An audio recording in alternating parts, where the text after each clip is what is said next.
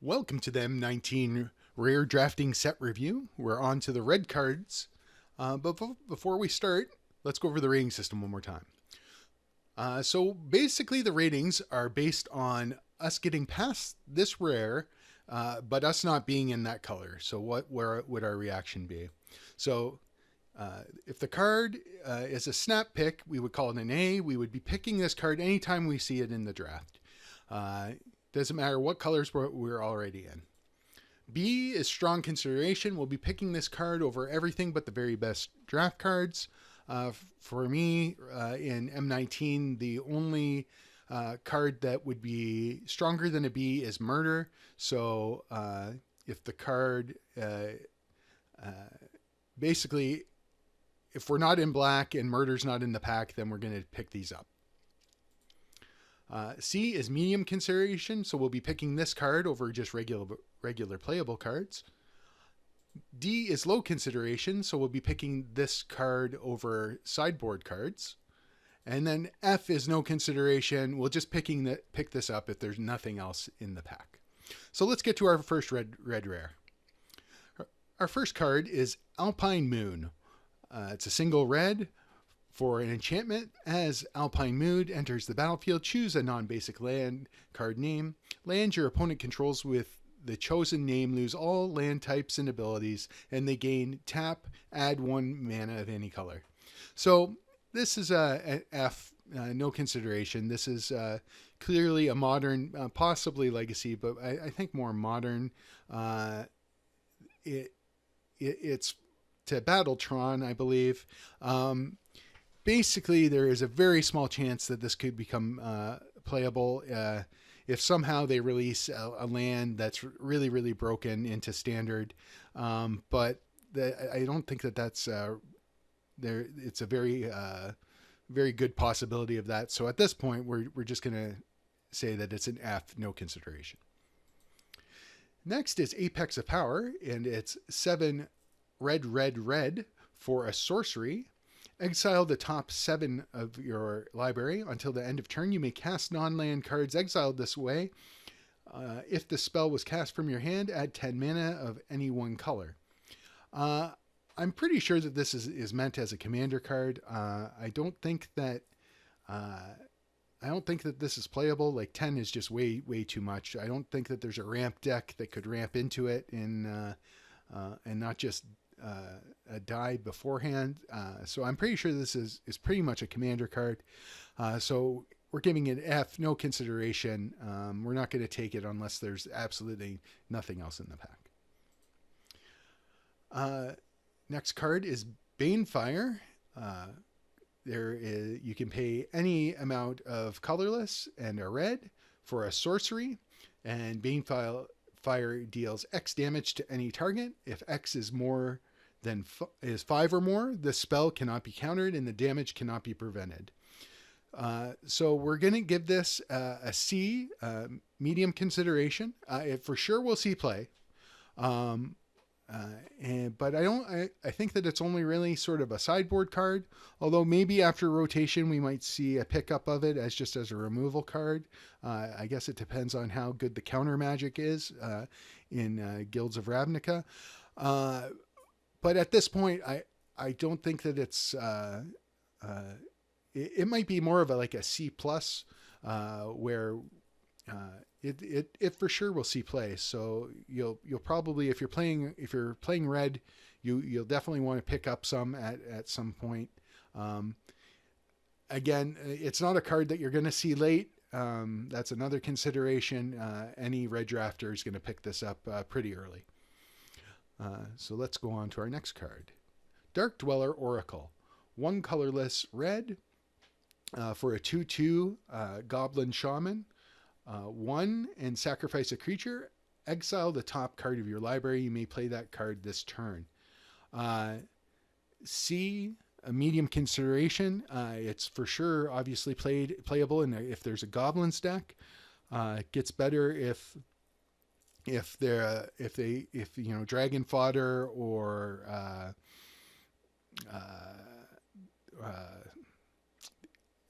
can't remember, something outburst where you get 3. If those get reprinted, which is possible, those are cards that do see a lot of play historically. This card gets a lot better. I'm not really high on the Goblins deck right now. It is possible that this card could see play in a non-Goblins deck, in like a red deck wins type shell, but probably not until after rotation. So I think it's a good card. I think you should pick them up, especially if you're a red player. You should be trying to fill out your play set, but I'm not going to break my draft over it. Demanding Dragon, 3 colorless red for a 5/5 dragon. It's flying, and when Demanding Dragon enters the battlefield, it deals 5 damage to target opponent unless that player sacrifices a creature. So I'm giving this a D. I don't think that it's going to see play. It's possible. Like it's not going to see play until after rotation. And then it might in sort of like a dragon shell. I guess this is probably like a D plus, maybe even a C minus sort of area. I think that it's best suited as a sideboard card against control. Against a creature deck, they sort of get to select their worst creature and it kills it. So it's a pseudo Glorybringer effect, but I just don't think it's nearly as good as Glorybringer because you don't get to select which target gets killed. So we're going to put it as a D, low consideration. You're not going to see these late anyways. It's not like you're going to be able to pick up these late. So yeah, because it's a very, very good limited card. Next we have Dismissive Pyromancer, and that's a colorless and a red for a 2/2 human wizard. It has 2 abilities. The first, red, tap, discard a card. You then get to draw a card. The second ability is 2 in a red, tap, sacrifice Dismissive Pyromancer. It deals 4 damage to target creature. So this for sure is going to see play. It's very good in a reanimation deck. It's very good in a red deck wins a shell. I think it could see immediate play in the red deck wins, in the mono red version, the more aggro version. It's removal that you can add to your deck that's not dead against control. So I have this as a B, a strong consideration. I'm going to pick up these because I think it's going to be a player for as long as it is in standard. Goblin Trashmaster, 2 colorless red for a 3/3 Goblin Warrior. Other goblins you control get +1/+1. Sacrifice a goblin, destroy target artifact. So I'm giving this a C, a medium consideration. It's pretty expensive as for the Lord effect. It definitely does have a place though in the mono red God Pharaoh's Gift deck, which I'm not sure how good that deck is, but this could fit into it very nicely. I'm not sure if they want to go up to 4 mana. I think they do. So, but like this creature slots right into it. It gives them another game plan. So I think that it's very playable. I don't think it's very playable in limited. I don't think that there's enough goblin support, but I could be wrong on that. It's possible if you like have this like first pack, first pick, then you could make a like form your draft around it, but you might be able to get this kind of late. All right, next card, Lathliss Dragon Queen, 4 colorless red. It's a 6/6 legendary creature dragon. It's flying.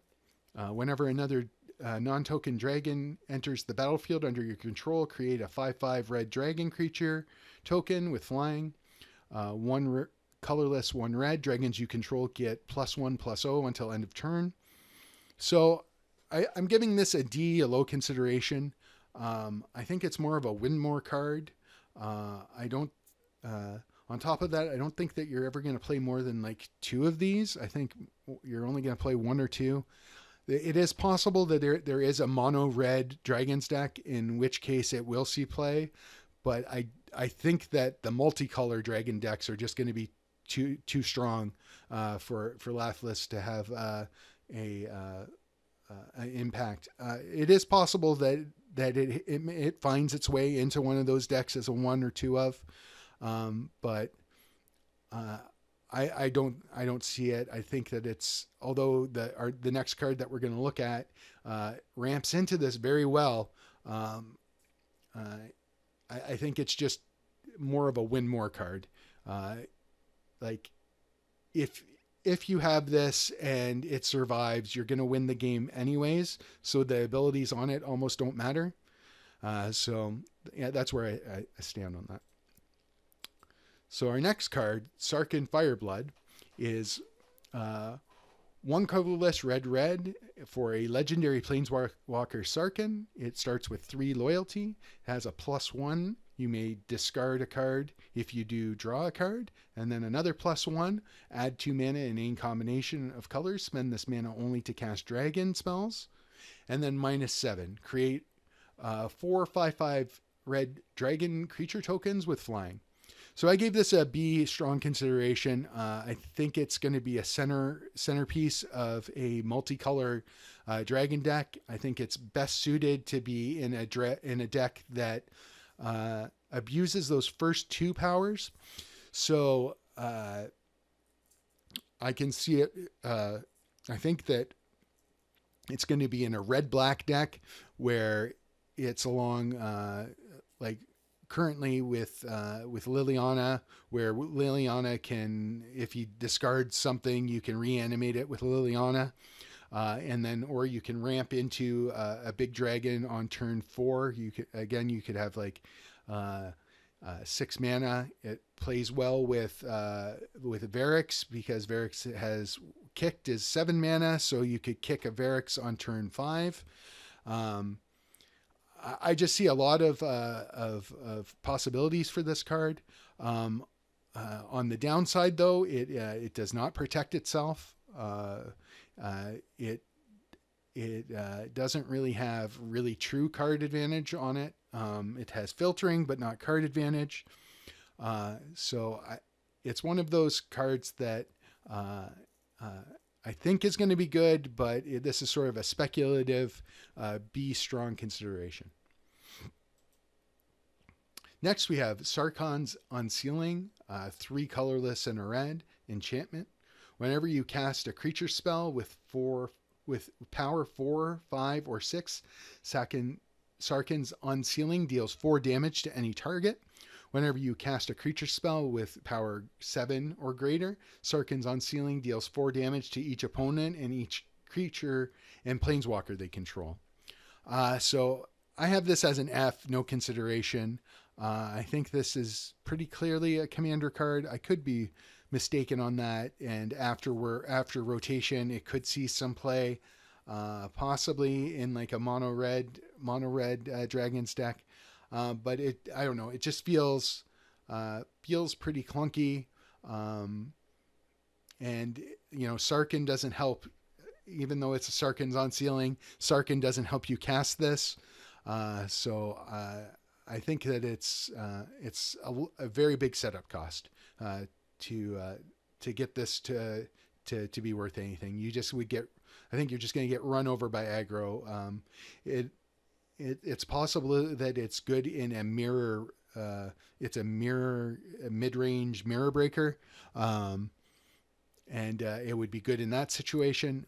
But that's pretty narrow. It's bad against control, and it's too slow against aggro. Our last red card is Spit Flame, which is 2 colorless and a red for an instant. Spit Flame deals 4 damage to target creature. Whenever a dragon enters the battlefield under your control, you may pay red. If you do, return Spit Flame from your graveyard to your hand. So I'm giving this a B, a strong consideration. It's very good in the dragon deck. It's okay removal outside of that. After rotation, this may end up being some premium removal in the format. I don't think that you're going to get this late in a draft.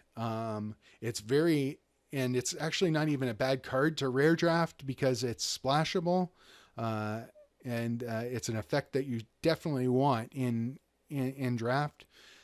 So this is something that I'm giving a B. We're going to take it over pretty much anything else other than murder, and only if we're in black will we take the murder over top of this. So that's it for the red in M19. I hope that you enjoyed this video. If you did, please click the subscribe button down below, and you'll get notified when we post the green cards, which is the next video that I'm going to do. That should be due up tomorrow. All right, thanks for watching, and hopefully I'll see you again in the green cards video.